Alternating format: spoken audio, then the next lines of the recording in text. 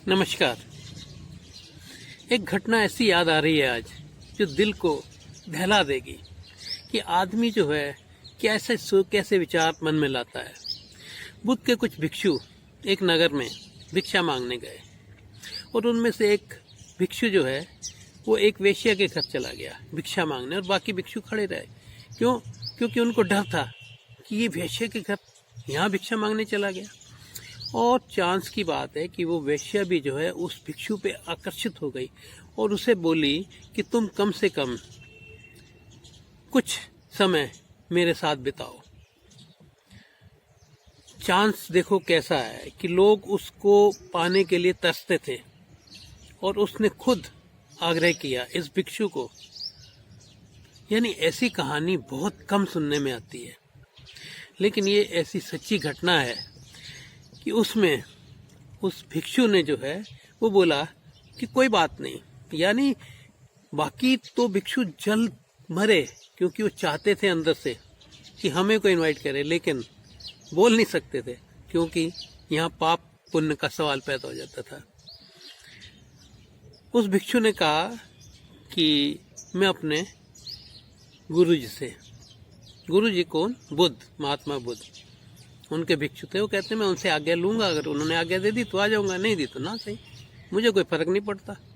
अब यहाँ बस इतनी बात मैं कहना चाहता हूँ कि आपको फर्क पड़ना ही नहीं चाहिए।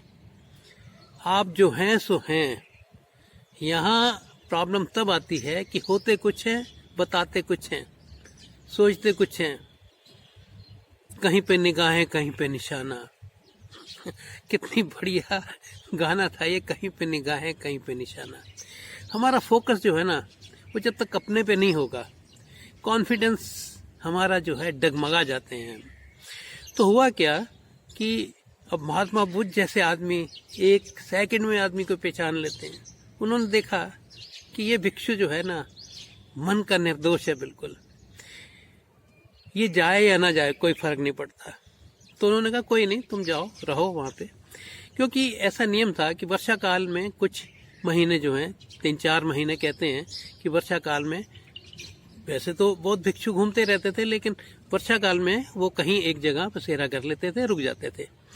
तो उस भिक्षु को इजाज़त मिल गई कि 4 महीने तक वो उस वेश्या के घर रहेगा। वेश्या का नाम भी आपको बता दूं, वेश्या भी एक बहुत ही कहानी ऐसी है, वो अम्रपाली, आपने नाम सुना होगा।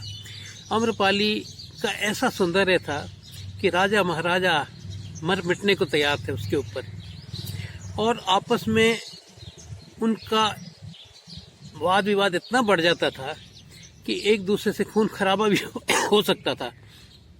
तो उसे नगर वधू बना गया था। यानी कि वो एक ऐसी घटना घटी थी। तो इतनी सुंदरता भी जो है ना, excess of everything is bad, उसके लिए वो सुंदरता भी जो है एक अभिशाप बन गई। लेकिन बाकी बुद्ध के भिक्षु जलने लगे, क्योंकि हर एक के मन में तो था कि किसी तरह हम इसके पास जाएं, लेकिन अंदर से खतरा भी लगता था कि नहीं, ये गलत है, पाप हो जाएगा। ये पाप पुण्य जो है ना, ये अपनी धारणाएं हैं। तो जिस वक्त वो भिक्षु जो है वहाँ रहा 4 महीने, बाकी भिक्षुओं में तो आपस में ऐसी ऐसी बातें होने लगी कि उसको बुद्ध ने अलाउड कर दिया, वो पता नहीं क्या है वो। तो ये जैसे मन है ना वैसी बातें करता है। लेकिन आश्चर्य तो तब हुआ सबको कि जब 4 महीने बाद लौटा भिक्षु, और उसके पीछे वो वेश्या भी उसके पीछे पीछे आई और बुद्ध के चरणों में गिर गई कि मुझे भी आप भिक्षुनी बना दीजिए, मुझे भी दीक्षा दीजिए। सारे भिक्षु हैरान। बात केवल मैं इतने कहना चाहता हूँ कि कोई किसी का कुछ नहीं बिगाड़ सकता। बिगड़ना हो तो आदमी खुद बिगड़ता है, अपने ऊपर है सब कुछ, अपने ऊपर कॉन्फिडेंस जिसको है ना, कोई बिगाड़ नहीं सकती दुनिया की ताकत। अब उसने क्या कहा? उसने कहा जी मैंने सारे प्रलोभन दिए, सब कुछ किया, लेकिन टस से मस नहीं हुआ, ये निर्दोष बिल्कुल। मैं इतने राजा महाराजा मेरे पास आते थे, उनकी वासनाएं, उनका वो देख के मैं तो एक जैसा जीवन चाहती थी, मुझे इससे पता लगा अगर इसका जीवन पलट सकता है तो मुझे आप अपने चरणों में जगह दीजिए, मैं भी ये जीवन से तंग आ चुकी हूँ। तो कहते हैं कि वो भिक्षुणी बन गई और उसके बाद उसका जीवन पलट गया। हमारा जीवन क्यों नहीं पलटता? क्योंकि हम अंदर से कुछ, बाहर से कुछ, कहीं पे निगाहें, कहीं पे निशाना, सोचते कुछ है, करते कुछ है।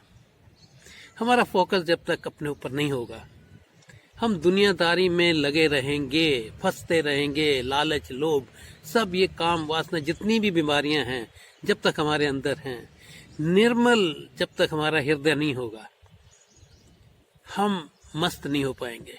हमें लगता है बाहर की चकाचौंध से मस्त होंगे, वो गलत है, बिल्कुल गलत है। जैसे समझ आई ना, जब जागे तभी सवेरा। जब समझ आ जाएगी, यही समझ आएगी कि जहां हम हैं, हमें बैठे यहाँ हैं, सोच कुछ रहे हैं, जाते मंदिर हैं, दुकान की सोचते हैं, दुकान जाते हैं, मंदिर पहुंचते हैं, घर, यानी जहां होते हैं वहां नहीं होते। जिस वक्त हम हर एक पल का मजा लेना शुरू करेंगे तो आनंद ही आनंद है, आनंद ही आनंद है। धन्यवाद।